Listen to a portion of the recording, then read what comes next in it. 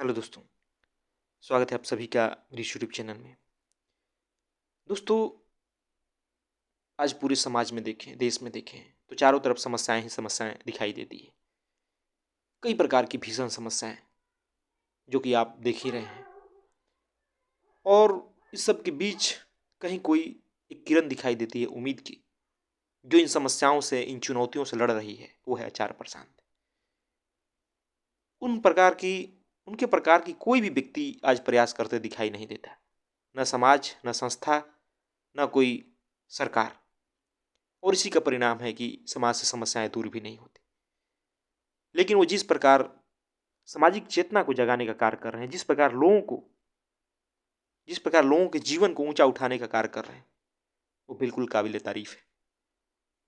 उनके कार्य को बार बार प्रणाम है। लेकिन दोस्तों, क्या एक व्यक्ति पूरे समाज को बदलने में कारगर है?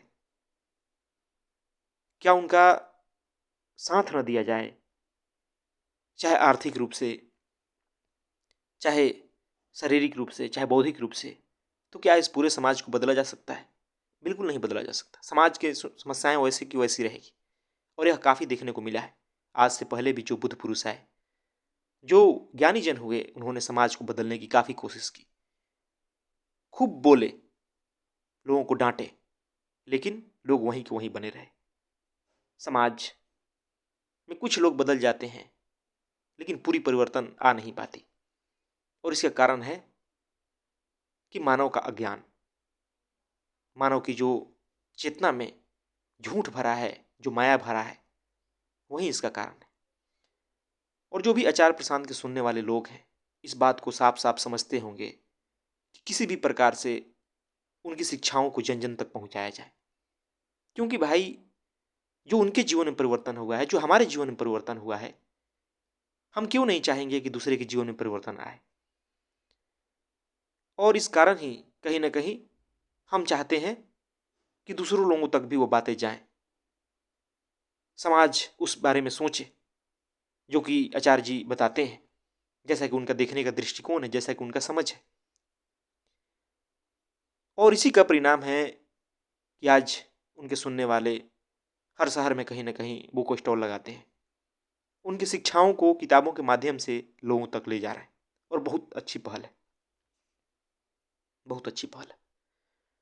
लेकिन जहाँ तक मेरी समझ है, जहाँ तक मेरा ज्ञान है, जहाँ तक मैं समझता हूँ, उसी स्तर पर मैं आपसे बातें कहूँगा कि उनकी शिक्षाओं को किस प्रकार और बेहतर तरीके से और प्रभावशाली तरीके से लोगों तक ले जाया जा सकता है, किस प्रकार लोगों पर प्रभाव पड़ेगा।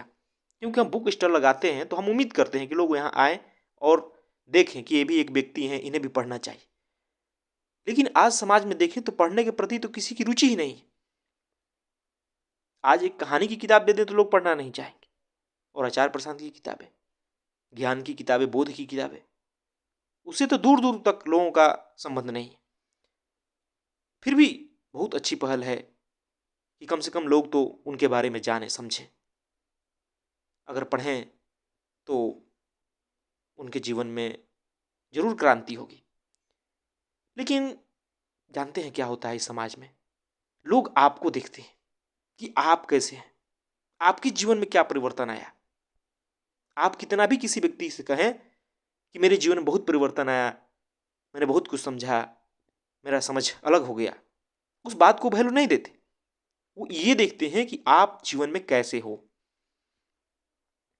आप कितना निडर हो, आप किसी मुद्दे को लेके किस प्रकार का विचार रखते हो, आप किसी समस्या के बारे में कैसे सोचते हो, आपका जीवन स्तर कैसा है, आप क्या हकीकत में वैसे हो जैसा कि आप दावा कर रहे हो कि मैं बदल चुका। आपका विचार देखते हैं, आपका ज्ञान देखते हैं, आपका तर्क देखते हैं। और निश्चित रूप से इससे ज्यादा प्रभाव पड़ता है।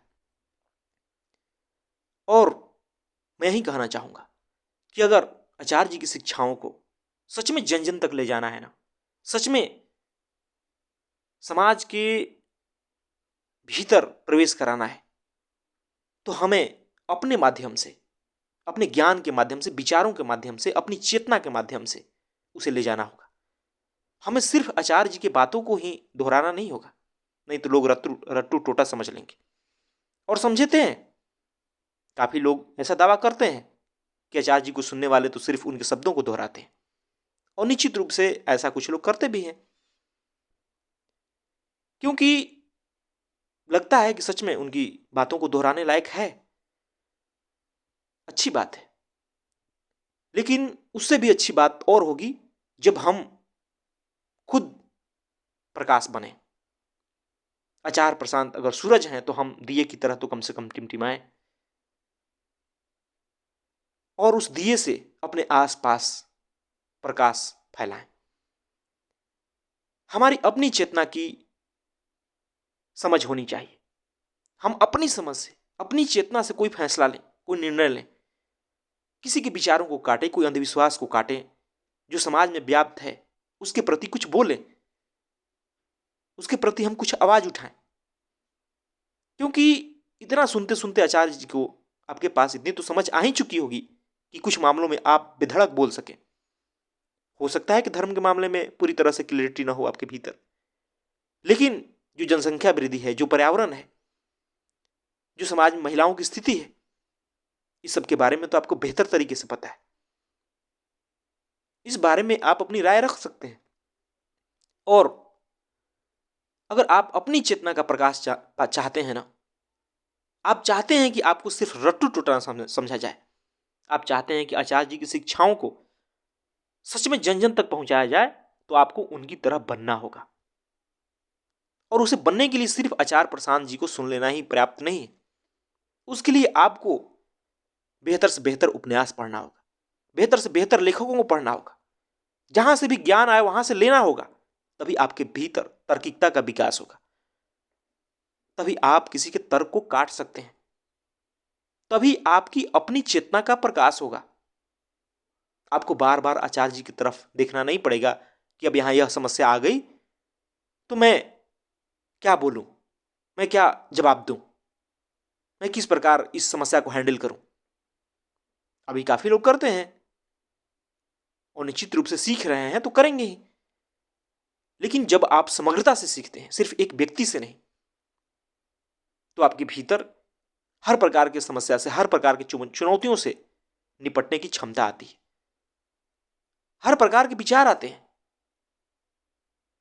क्योंकि दोस्तों, यहां जो भी व्यक्ति है उनको सुनने वाला, जो भी जिस समाज में रहता है, उसके पास अलग अलग चुनौतियां हैं, अलग अलग परिस्थिति में रहता है। एक ही बात को हर जगह लागू नहीं किया जा सकता। समय अनुसार, परिस्थिति अनुसार, व्यक्ति अनुसार बातें बोलनी पड़ती है। किस व्यक्ति को किस तरीके से हैंडल करना है, उसे अपने चेतना अनुसार समझना पड़ता है। हम हर बात को कहीं भी लागू नहीं कर सकते। किसको किस तरीके से जवाब देना है, किसको किस तरीके से समझाना है, यह तो आपकी अपनी चेतना से ही आएगा।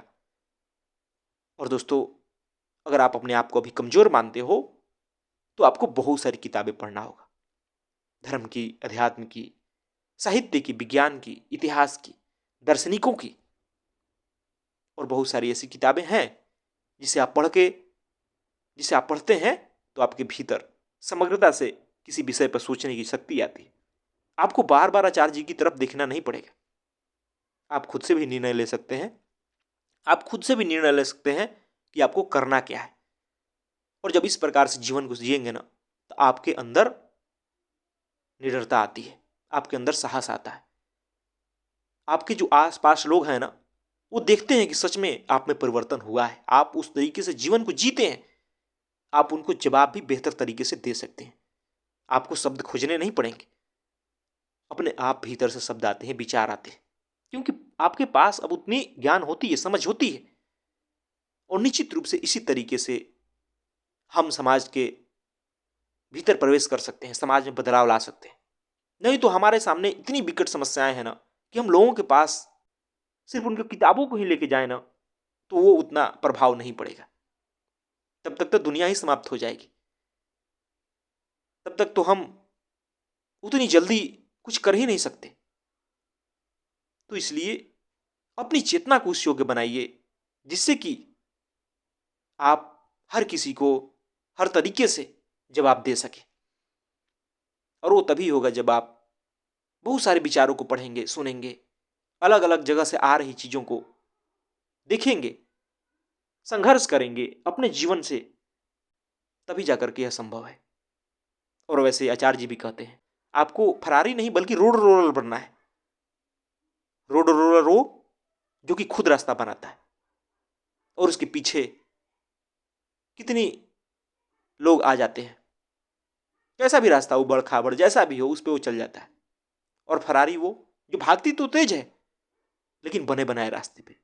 तो सोचिए आपको क्या बनना है। और दोस्तों, निश्चित ही इसी तरीके से समाज में परिवर्तन लाया जा सकता है, नहीं तो सिर्फ आप अनुयायी बन के रह जाएंगे, आपको लोग रट्टू तोता बोलेंगे। आप उनके शिक्षाओं को बेहतर तरीके से लोगों तक नहीं ले जा सकते, आप सिर्फ प्रचारक बन के रह जाएंगे। आपको अपनी चेतना को प्रकाश देना होगा।